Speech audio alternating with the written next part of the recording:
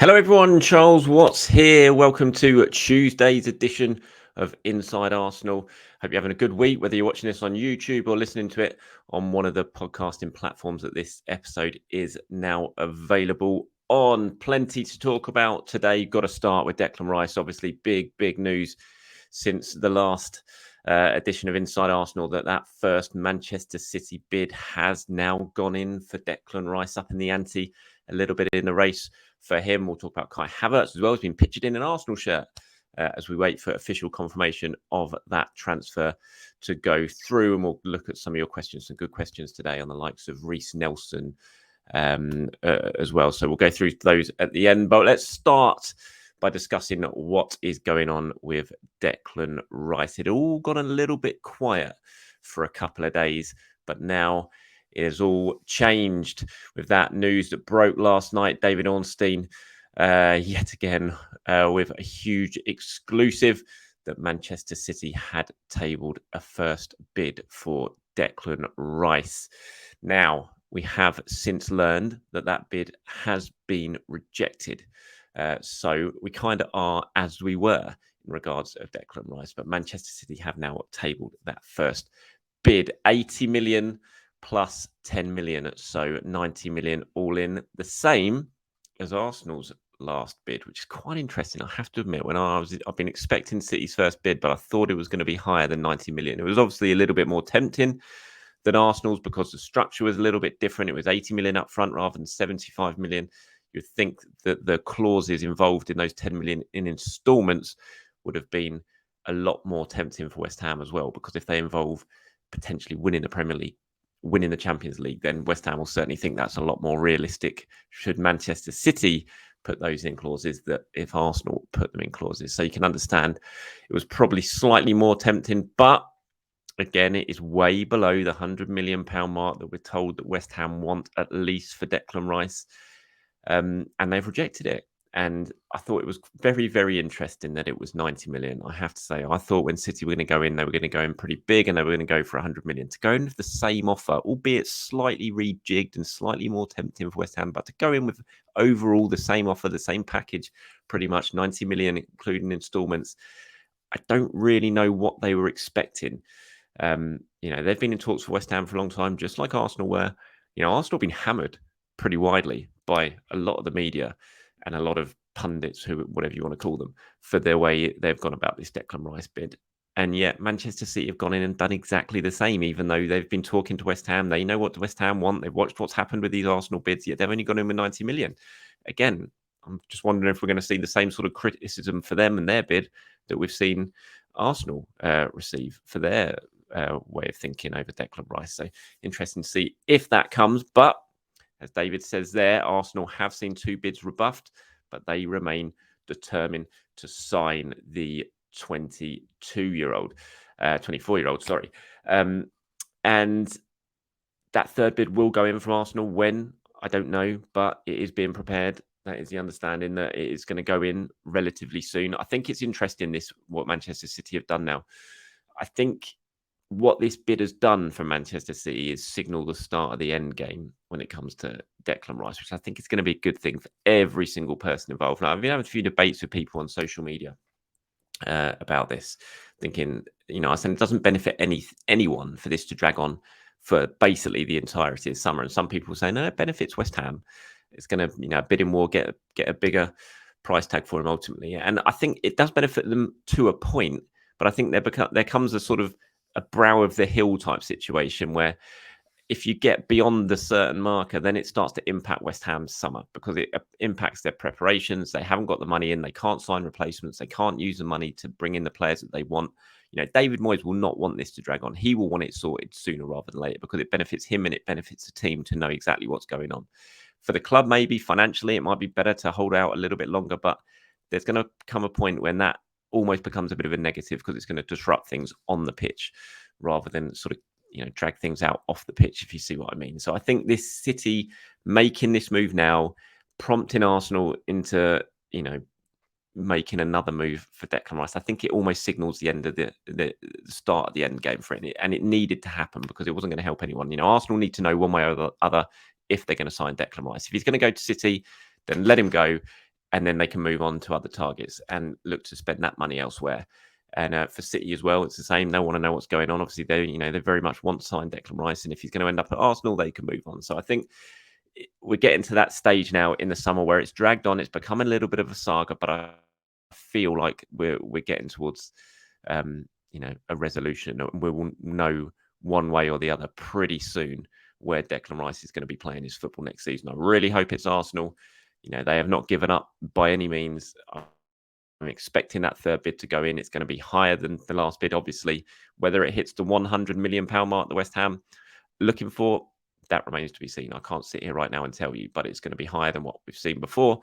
And it's going to have to be higher than what Manchester City have done in terms of a more tempting upfront package and things like that. We've seen a lot about Declan Rice favouring a move to Arsenal and wanting to stay in London, but I think that only, he's not going to reject Manchester City, put it that way. If they agree a fee with West Ham and Arsenal don't. If you're a footballer, if you're Declan Rice, as much as you want to stay in London, potentially, which, we understand that is his preference, but if you can't agree a deal with Arsenal, if they can't agree a fee with West Ham and Manchester City do, then what do? You don't stay at West Ham, do you? You move to Manchester City. I mean, it's a huge club. It's a treble winners. It's the best club in the world, the best manager in the world. You don't say no to that. And just stay at Manchester City. So stay at West Ham. So that it's going to come to a point where he's going to have to make a decision. All the clubs are going to have to make a decision. And I feel like we're getting there now, and I think that's going to be best for everyone involved as well. Let me know what you guys think about that. How high do you think Arsenal should go for Declan Rice? If you're watching this on YouTube, please do let me know in the comments below, and I will go through them all and hopefully include some of them at the end of tomorrow's episode. Let's quickly talk about Kai Havertz now. If you haven't seen the picture, for those watching on YouTube, have a look at this. There is a very happy Kai Havertz standing in an Arsenal shirt. Now, this picture suggests to me that this was obviously taken. We know he's done his medical abroad. He wasn't here when he's done it. And this picture suggests that maybe if Arsenal do announce it pretty imminently, which we are expecting potentially, but at some point this week, I don't know when. I'm recording this at 10:26 in the morning on Tuesday. It could come on Tuesday afternoon. Who knows? I don't know. I can't say for certain when the announcement is going to come. Everything has to fall in place with Arsenal for the announcement. Various media things that they do. But the fact they've taken this picture is done, suggests that even if he's not going to come home and do the big media shoot at London Colney before they announce it, that they've at least got this picture that can go with the announcement, which we do expect to come pretty soon. And Kai Havertz will soon be an Arsenal player, the first signing of the summer. I'm hoping that for tomorrow's episode, I'm going to be speaking to a very good friend of mine and a fantastic Chelsea reporter, doing a bit of a Kai Havertz special, looking back at his time at Stamford Bridge, what potentially went wrong in terms of why he didn't quite hit the heights that a lot of us were expecting him to hit, but what went right as well, what we can expect at Arsenal. We haven't all seen enough of Kai Havertz to really form a massive opinion on exactly what he's going to do. But, certainly Nazar, who I used to work with, who's now the Chelsea correspondent, the Evening Standard, has seen an awful lot of Kai Havertz and knows his stuff. So I'm looking forward to speaking to him. So look out for that in tomorrow's video. It's going to be a bit of a Kai Havertz special. And if you've got any questions you want to ask about that we can use and I can talk to Nazar about, then please do fire them again. If you're watching us on YouTube, in the comments below, I'll gather up a few of them and I'll ask Nazar about them, and hopefully he'll be able to answer those questions as well. So expecting Kai Havertz to be done soon. Jurrien Timber, not much has moved on in terms of Jurrien Timber as far as I'm aware on that. Arsenal and I are still trying to agree the exact sort of structure of the deal for that. Once it's done, it will happen relatively quickly because personal terms aren't going to be an issue and he very much wants to join Arsenal. So we're just waiting on that. Jakub Kiwior, who's been speaking to some of the Polish media, has been asked about the potential arrival of Timber, and he said it's great that he's joining. Let the best players play at Arsenal. Let's win matches and win trophies together. And I do think there'll be a big excitement amongst the current Arsenal squad about what's going on in the transfer window at the moment and the potential new arrivals, because They know that this squad has to be improved. It has to be strengthened ahead of this season. What they did last season was great, but you've got to build on it now. And the players want to have the best possible squad available. So, players like Kivior, everyone will be keeping tabs on exactly what's going on at Arsenal ahead of returning for pre-season. They'll see all these links. They'll all be desperate for Declan Rice to sign, Timber, Havertz as well. I think there'll be excitement amongst the Arsenal squad about what is going on and the intent that Arsenal is showing in the market. Obviously, they've got to get these deals over the line, and they haven't happened yet when it's come to Timber and to Rice. But if they can, then I think it's going to be a real sort of signal of intent to the rest of the squad that Arsenal mean business this season, and that can only be a good thing. Okay, let's move on to some of your questions and your comments, shall we? And if you look here, Wokepost 9002 has said, why hasn't Reiss Nelson signed his contract with Arsenal? It was reported weeks ago an agreement has been reached between Reiss and Arsenal. I've read that Reiss's current contract expires at the end of the month. You're right. The contract does expire at the end of the month. As far as I'm aware, the new contract has been agreed. Arsenal are confident he will sign, but I don't think it has been physically signed yet. And until that happens, obviously Arsenal can't announce anything. There are plenty of clubs who are also in for Reiss. And so until it is signed, until he's put pen to paper, you can't guarantee anything. But as far as I'm aware, a new contract has been agreed between Arsenal and Reiss Nelson. And I haven't heard that anything has changed with that. But again, we're just going to have to wait until the announcement comes. If it doesn't, and another club has put in a very tempting offer that has made Reiss change his mind at the last minute, we've seen it happen before, things could change. But as far as I'm aware, he has agreed it. I can't say for certain why he hasn't signed it. Same, Saliba hasn't signed it because he's been away, so he's not been here to physically sign the contract. But it's all been agreed. When he comes back from holiday, when he comes for pre-season, I'm fully expecting Saliba to sign that new contract, and it will be announced very, very, very quickly after that. And it could well just be that Reiss Nelson is exactly the same situation. So thank you very much for your question there, Woke Post. Now let's move on to James. Says, hi Charles, I watch every day from Sydney, Australia. Do you think if Arsenal make a third bid for Rice, that will be our last one? And do you think if we do, City would match it? I mean, there's a lot of hypotheticals there, James, but thank you very much for your question. And I hope Sydney is well. I love that place, lived there way back when, 2001, for a year. One of my favourite cities in the world. Can't wait to get back there again at some point. Beautiful city. Absolutely love it. So thank you very much for your question. Do I think Arsenal third bid will be the last? I can't say for certain. I mean, if it's accepted, then yes. If it's rejected, I can't say. They'll definitely walk away at that point. It just remains to be seen. So I would love to be able to give you a definitive answer on that, but I haven't been told that the third bid that's going to go in is going to be Arsenal's. Is going to be basically take it or leave it. I haven't been told that, so I can't say it. Will City match it? You would expect they probably will. They're clearly, very, very serious about signing Rice. You would think that the fact that they've bid suggests that there certainly has been some positive noises from the Rice camp that, he would be willing to discuss things with them. So I would probably think, yeah, they would match it if Arsenal bid and it gets accepted. Ultimately, I do think this is going to come down to player preference. I'd be surprised if it doesn't. I think if you're Manchester City and you're this serious and you've made a big bid already, if Arsenal go in with 5 million more or even 10 million more and they get an agreement with West Ham, then I'd be surprised if City just walk away. They probably will match it and look to talk to Declan Rice as well, and then it will be down to the player. And, 95%, 90% maybe of the time, the player's going to choose a player is going to choose Manchester City over any other team in the world because they're the best team in the world. They pay the best wages in the world. They've got the best manager in the world. So it's very hard to convince a player to join your club rather than Manchester City. But every so often, there will be an occasion where a player just wants to join another club. He believes in a project that has been presented to them by another club. He believes in a manager that he's spoken to at another club. And Arsenal have just got to hope that all the work they've put in, if it gets to a situation where it is them and City and two bids have been accepted, they've just got to hope that their attempts to convince Rice prove successful. So I'd love to give you a more definitive answer than that, James, but thank you very much for your question.